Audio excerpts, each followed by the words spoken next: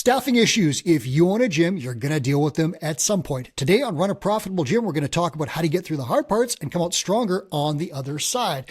I'm your host, Mike Warkentin. Please hit subscribe wherever you are with my thanks. My guest today, Chris Williams. He owns a pair of gyms in Tracy, California. Chris, welcome to the show. Are you ready to tell some war stories? Oh yeah. No, I got a war chest of stories. Let's open the chest and get right to it. I need to hear about the dark days so listeners know what you've been through. It'll make them feel better about what they're going through. What are the worst staffing problems that you've dealt with? Give me the dirt. Man, I think when I first wanted to buy the gym, I was a prominent member. I was one of those fun time guys. So, Yeah. that context switch was massive. And the GM at the time and the head coach were married, and they were very close friends of mine. We partied, hung out a lot, traveled. So when I took over the gym, I figured, all right, this would be a smooth transition. Like the relationship's great, but it was just almost a flip. Like the GM kind of just flipped and was more territorial and like accusatory. You're always looking over my shoulder. And I'm like, yeah, I'm learning what you do. I'm learning the business. I'm trying to orient myself into this new situation. But it was always spun as, oh, well, you're looking over my shoulder, you're micromanaging. Even if I would just be sitting there learning, taking notes and being actively telling her, I'm just learning. So explain stuff to me, answer this, Where do we keep the toner for the photocopier, right? Right. Like, that kind of stuff. Well, that relationship between the husband and wife fractured due to some illicit issues. Okay.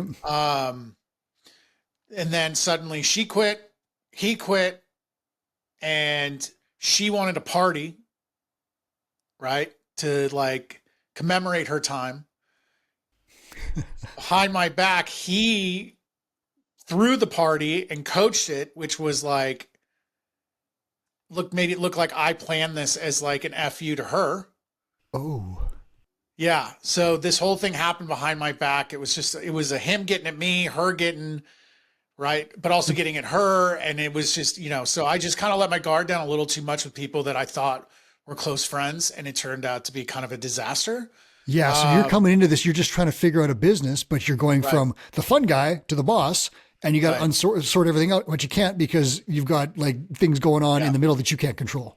Right. And I'm making mistakes in terms of what I'm telling them or, talking to them as a friend when I'm realizing I should be talking to them as a boss. And that's hard because you were the friend at one point. Right. I had to really switch context and realize I have to have other people to vent to that are not members or staff of my gym because they're seeing it from an angle they'll never understand.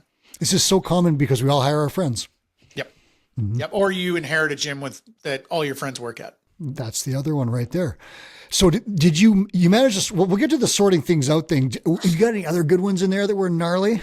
Oh yeah. Okay. Give me a few more. I'll give you some context on this one. So coach has been with us since before I'd been a member. So it must have been at this point, 8 years plus, very prominent member and, part-time coach. Pandemic hits. I'm watching my full-time coaches struggle to live. I'm doing everything I can to help. But at that point I had a realization that my full-time coaches need to be truly full-time. They needed the opportunities to make a real full-time living. So if anything ever happened again, they could succeed and make it through and have some savings and everything else. And I need to do a better job of offering those opportunities. So coming out of the pandemic, she's got all sorts of personal political stuff. Her husband's a cop. It's just an issue. There's just issues all over California at the time. And it's a really heightened socio-political situation, environment in the gym. So trying to navigate all these things. And I sat every single coach down and I said, hey, listen, you're part-time. Here's something I want you to work on. Here's what I'm working on. We're all going to work on these improvements as we roll the gym back out. What I can guarantee you is as the full-timers get settled, you'll have classes again. But until we're back to a full schedule, full-timers are getting priority. Everybody was fine with that, other than this one coach. Oh, they want me to work on anatomy. They don't think I know what I'm talking about. They don't think I'm good enough. Oh. I deserve classes over full-timers because I've been here longer. Yeah. Right. And that's a tough spot because like the pandemic you had to make hard decisions and you're doing this to try and preserve what you can because of all the restrictions and all the chaos going on. And now you're stuck with this person who's just pushing back. Right. And I know they had a lot of personal issues going on. And I think a lot of that came to fruition. I think she was ready for a change in terms of her own fitness and what she was doing. And this was just a great out. And something I'll point out, if you've ever been there or if you haven't been there, you're going to be there no matter what, even in a positive exit. If they want to, you're going to be the villain every time. Yeah. If they feel uncomfortable telling people the real reason they left, I got a better job. I needed a change in my fitness environment. I just wasn't getting enough hours, whatever it is. Generally speaking, they're not going to be willing. If they're uncomfortable saying that, they're just going to throw it on you. He's an a-hole. He's, a monster. He treated me poorly, turned his back on me, whatever it takes to get the spotlight off them. So did that happened? Oh yeah. Yeah. That's essentially what happened. And you hear that a lot with people where coaches, for whatever reason, have to be let go or they choose to go. And then they just leave these like Kool-Aid man, gaping, burning holes in the wall on their way out. Right. And it's bad. Anything else in the tickle trunk? Oh yeah. So we're just getting started. I had a GM a couple of years ago who was going through her own issues. Again, seems to be the common theme. And, at one point I just won some awards and she felt she deserved the spotlight for those awards. So I got sat down and told, you don't deserve those. The spotlight should be on me and the staff. And like, you should be thanking me. And I'm like, the award is for staff development, right? It's an award I got because I put the money and time into developing you guys and giving you these opportunities. So I'm not sure how that is a staff award or an award for someone that is literally getting thousands of dollars in development every month. You have your own mentor. You go to things like the Two Brain Summit. You go to other summits for other parts of the industry. Like, not sure where this is coming from. Fast forward about a year. My goal with my GMs is always, this is a stepping stone for you. 2 to 5 years max, but really 2 to 3 years. You should be putting your resume out there, seeing what you're worth. And for a lot of them, at least 2 out of the 3 I've had, they've stepped up to 6-figure incomes when they do that. So for me, I'm always telling them, put your resume out there. At around 2 years, start putting your resume out there. I know I can't give you $100,000 a year. Just the job does not require that. And the skill level isn't there. But your resume is going to speak to someone that can do a 6-figure income job. So did that, gave the notice. Apparently I wasn't upset enough about her leaving. And having developed my personal assistant to become a leader in the company, I had an immediate segue. Yeah. So it wasn't this long drawn out, I don't know what we're going to do. I don't know how we'll replace you. Just public fireworks.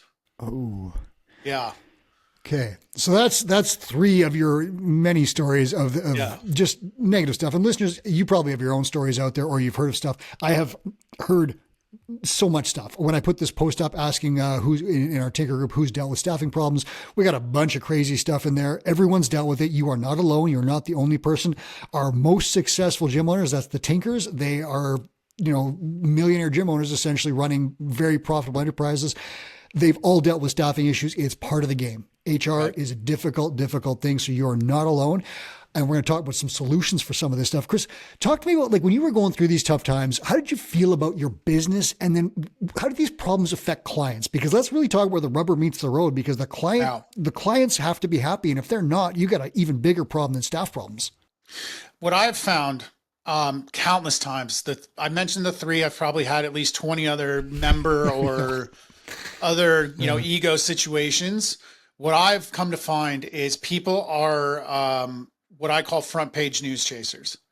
They want the headline of the day. That headline is going to last a week, 2 weeks tops before a new headline hits the world.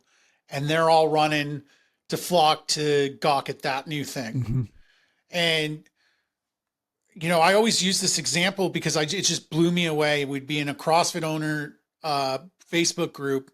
and a guy would get caught doing something very pervy with cameras and whatever. And that comment section would flood for about 8 days until the new drama hits the group. Silence. Yeah. And this guy is completely forgotten about. So to me, there's really no thing that you can do, even if you were completely in the wrong.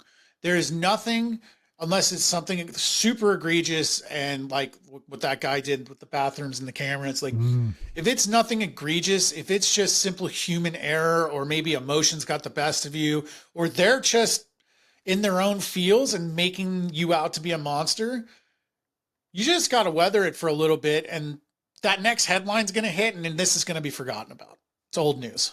Yeah, that's good advice. And I didn't deal with like really horrible staff, people exiting and so forth, Right. but I did deal with changes. And it was hard because there were people that were very closely tied into the fabric of the business. And I was just terrified that when they leave, everyone would leave. And so, listeners, if you're out there, time heals all wounds, and it's not going to be bad as you think. You have to, Chris Cooper has one that he says, if the only way out is through, and you just have to kind of weather the storm. The best thing you can do is keep moving forward and realize that like the staff people are not your business. They can be a huge part of your business, and it's on you as the owner to develop them and make them part of that. But if you do have to make a change for the benefit of the business and your clients, you have to do that and keep pushing through.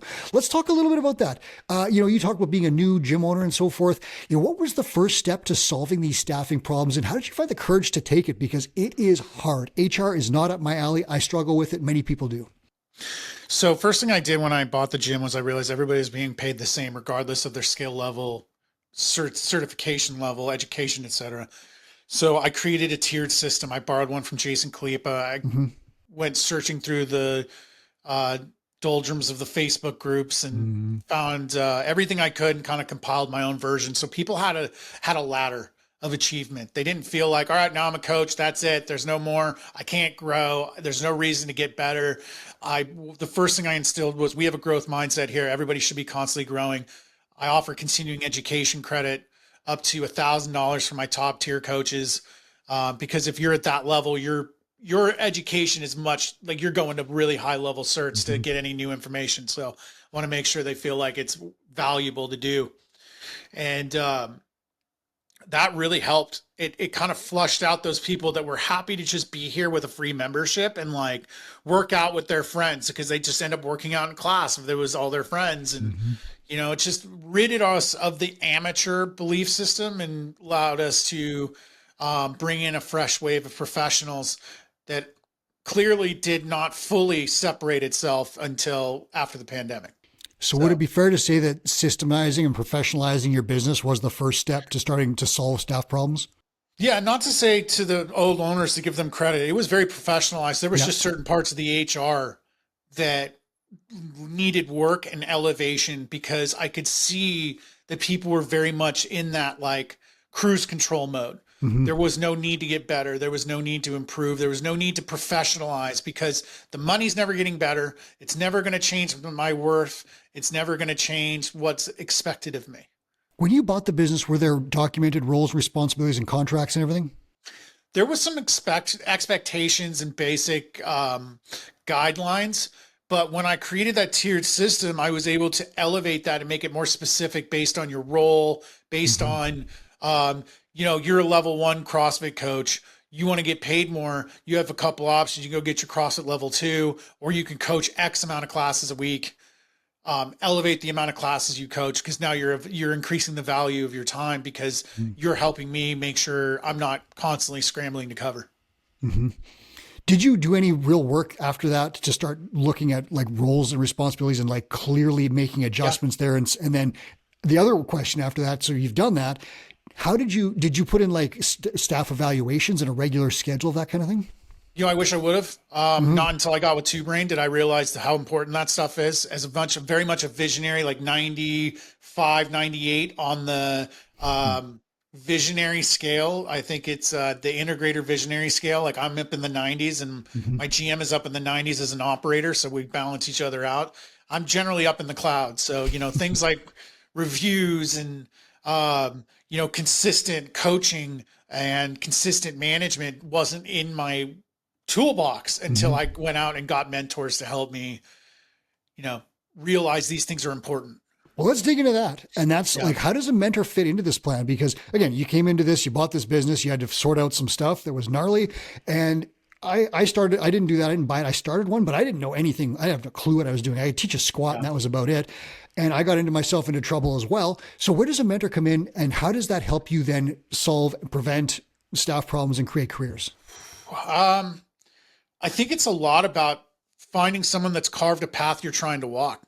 So if you're walking through the jungle, which is essentially what it is, when you're starting or buying a business that isn't professionalized to that level, you're walking through the jungle and just kind of macheting your way through, not really sure if you're going in the right direction, if you've been going in circles, if you're going backwards, you have no idea, right? You're walking completely blind.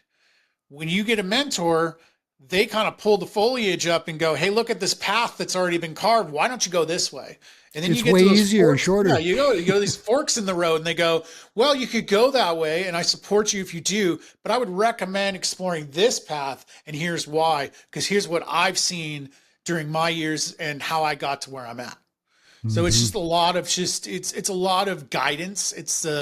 I always say the mentor is the guide and the mentee is the hero. So their job is just to kind of guide you along the path and make sure that you're supported. And, when you are stressing out because an employee decided to run your name through the mud and try to wreck your image in town, they're there to listen and allow you to vent, or when I might've told my mentor that I'm glad I have a lot of firefighters here because I'm ready to burn this place to the ground.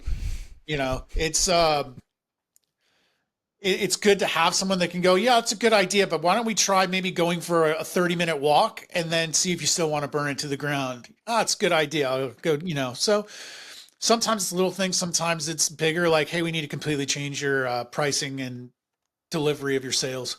Yeah. And it can be as simple as, and here's a common one.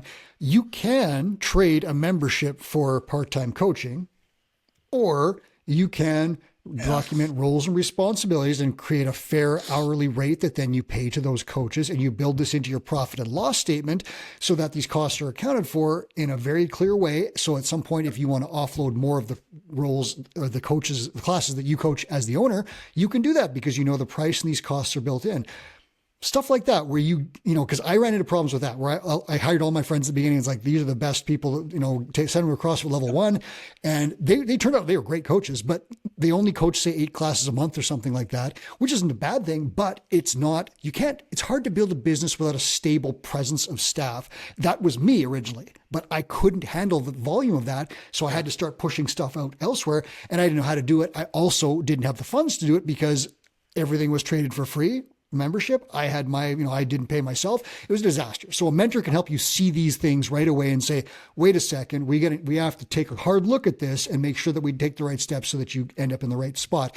A big part of it for me also was contracts and roles and responsibilities listed out, because you were good. You had that before I did. I didn't have that stuff. And it was just like, coach a class, be good at it. And luckily my coaches happened to be pretty good at it and it worked out okay, but there was no formal, SOPs, procedures, and things got a little weird at times because people would create their own adventures. And once I systemized things and said, this is the staff playbook, this is the way it goes, things went much, much better because people were on the same page, and it allowed you to hire better. That's a question I'll ask you. Because you have your business more or less systemized and you have these things down, is it much easier to hire and find new people and bring them in? I think with coaching, it's as difficult, if not more difficult than ever. I think the pandemic really changed the just environment. A lot of coaches switched careers. Yeah, so a lot of career coaches abandoned this industry because honestly, as owners, we were barely getting by. So I'm sure a lot of professional coaches felt abandoned. Yeah. They felt like these guys can't help me now. I got to get to somewhere that can help me if something like this happens again. And I don't blame them. Mm-hmm, mm-hmm. So I think the career coach thing is a lot more difficult to find these days. I think what we're finding is hiring from within and cultivating coaches out of our membership are great for group. Mm-hmm. I don't necessarily recommend that if you're looking for someone that's going to do PT, semi-private, a little higher level, high ticket options. But in terms of a group coach, they've got bit by the bug of whatever you're doing. They love what you do. They have experienced what a great class feels like. They know what it is. They just need to be taught how to do it themselves, how to replicate that. So for us, we found a lot of success hiring from within. One caveat to that is we've realized even with bench coaches, there's a lot of free memberships if you're giving a membership as employment perks. So we've switched to a minimum of 10 classes a month or a 4-hour shift a week. So they could be an admin. They could go they could be the maintenance guy and help us with fixing bikes and rowers and other things if that's something they're really good at. And they come in on like a Sunday and they do that. But whatever it is, they're doing some sort of 4-hour shift or coaching 10 hours a month. That qualifies you for a free membership. Otherwise, you're still paying a membership and we pay you to coach. So structure, you've got structure in place and you've got a plan in place, which are two huge things. I'll ask you this. How do you prevent your staffing issues? You covered a lot of stuff, but I'm wondering if you have any specifics of how you prevent staffing issues from arising and what's your plan if something does pop up? How are you going to roll out your fix? So we prevented a lot of things over the years from communication.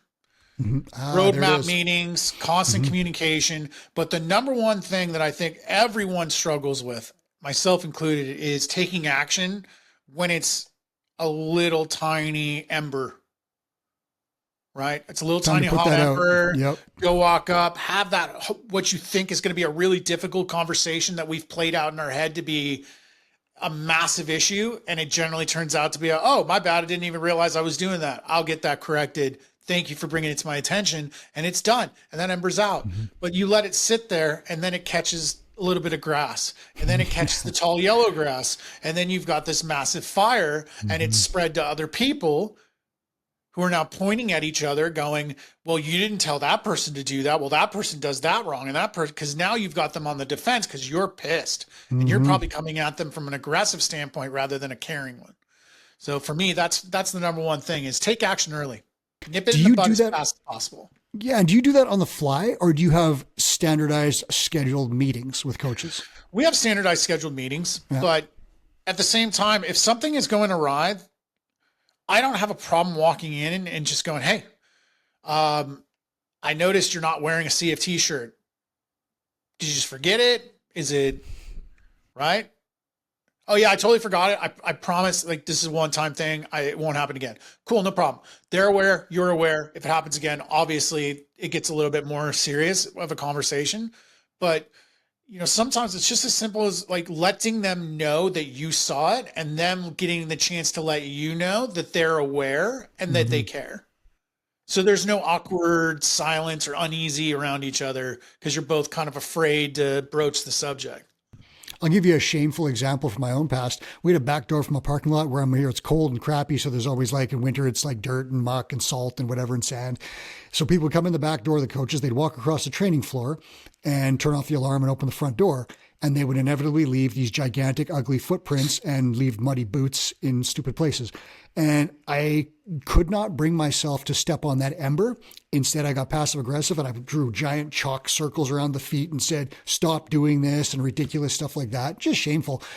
If I had just had that conversation and said, hey man, take your shoes off at the back door, or to the entire staff, it would have been so much better. But instead I let that one just sit and I got madder and madder. And eventually it came out in one of those everything ketchup bottle things where I'm mad about this and this and this and the shoes, right? And it's just like, that's not a good way to be a boss. And so Chris Krupp has talked about this one.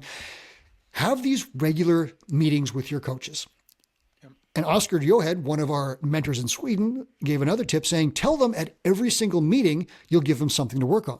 That means that A, you don't have meetings only when you're mad. So people know they're coming. They know as soon as like, hey, Chris, let's have a meeting. And you're like, oh God, now what? It's not one of those. It's like, it's regularly scheduled programming. Everything's fine. And they know at that meeting, they're going to get something to work on. So you talked about that one coach is like, oh, everything's fine. I don't need to work on anatomy or whatever.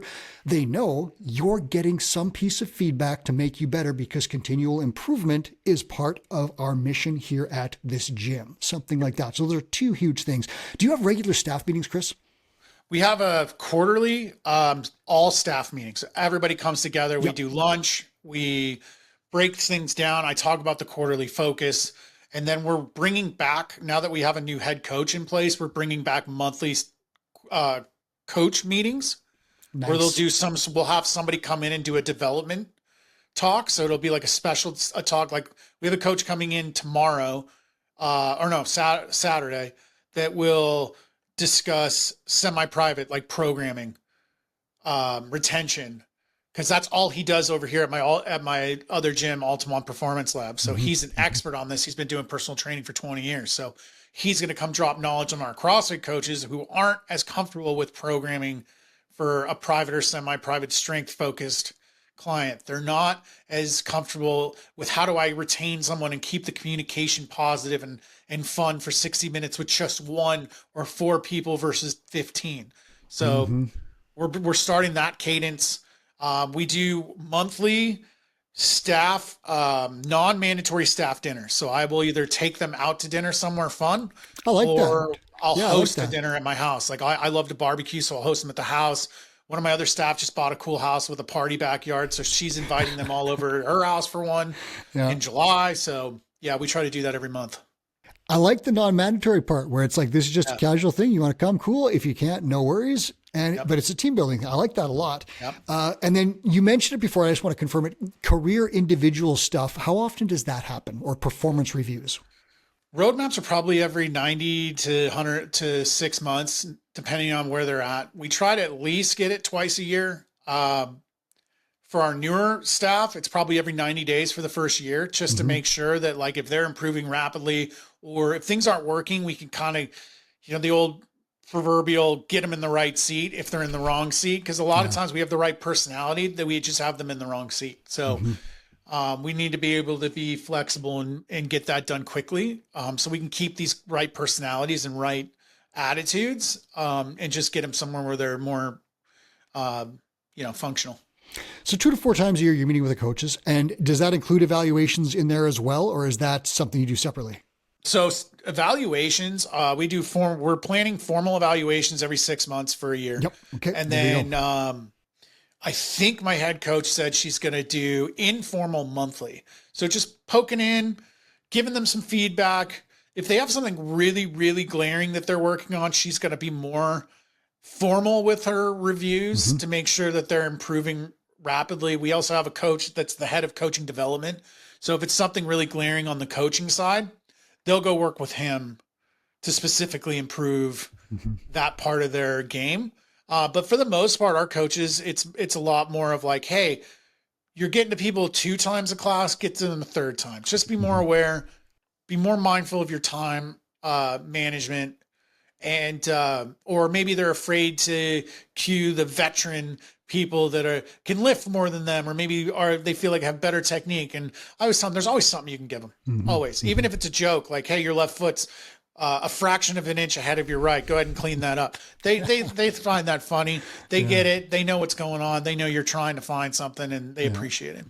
But what I see here from you is you have scheduled stuff. So I've asked you, like, when are you doing what? And you've got an answer for all of that. But then you also have someone whose job, your head coach, is to check on things regularly. So there's almost this, I mean, it's not informal, but it's not a scheduled meeting, but it's just like, hey, let's try this or do things. So someone is responsible for improving your coaches. Two Brain listeners, if you're a client, I've got some very exciting stuff. Carl Solberg and Oscar Johed are going to be talking about coach ascension models at the Two Brain Summit and rolling out some very, very exciting stuff available for Two Brain clients. I've seen these spreadsheets. They are incredible. And it talks about all the different ways that you can evaluate and develop coaches to make careers for them. This includes like how to pay them more and how to do these things. So if you're coming to the Two Brain Summit, you're in for a real treat. And I hope you guys will take a look at that talk. As we close this out, Chris, I'm going to ask you this one. So gym owners are out there. If they've clicked into this show, they're probably because they have a stressful problem on their hands right now. How can a gym owner who's dealing with a staffing problem today start solving it right away after she stops listening to this show?